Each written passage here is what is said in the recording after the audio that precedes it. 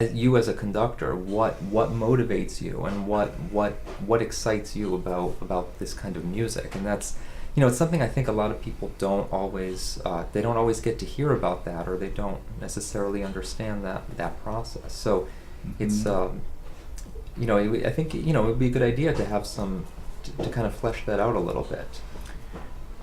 It's always some sort of journey, and I think that defining that journey for each program, but also for the organization as a whole, for the long term, is the most fascinating aspect of being where we are, also on a personal level for me, but I think also for the orchestra. Yeah. The first question that always comes to my mind is why do it? It also brings a lot of crises, because first of all, that it's a moving target. As we move in time, the purpose for the music, for art, changes all the time.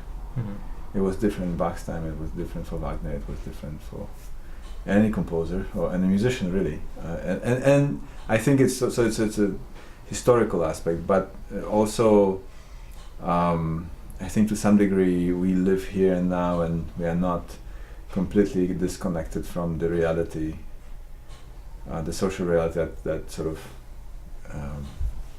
brings us the sort of place to be. That's important. I think it's also on a personal level. We get older, and we start to we change. We simply change, right. and therefore the ideas change. They are different than 20 years ago. Right. So it's constantly moving, constantly changing. Yeah. Ambitions are different. Right. It was my ambition for some time to do big works, and then I realized that Verklar to Nacht is probably much more challenging and interesting and invigorating than, let's say, a big symphony sometimes. Right. What is it about that more? There's something more intimate about that, a smaller work. How do you find that? No, it's not smaller in a sense that it's never smaller in a compositional sense. I think that when you look at a great score, you can realize that score with 5 people or 50 people, and it probably will work. We need sometimes we need the mass, we need the force. Right. But intellectually, I don't think it's that much different. I think that the quartets by Mozart or I don't know, we mentioned Schoenberg, I suppose, are equally complicated. Intellectually, are equal to the greater works. It's really not that. But you realize that with time, that the intellectual depth is different than of course the volume, than the sort of size, and sometimes no, it's better. So it sounds like you're saying there's some core to it that is transcends the surface. The mechanisms. Yeah, of course. And I think that as musicians we always we progress in the recognition of that core.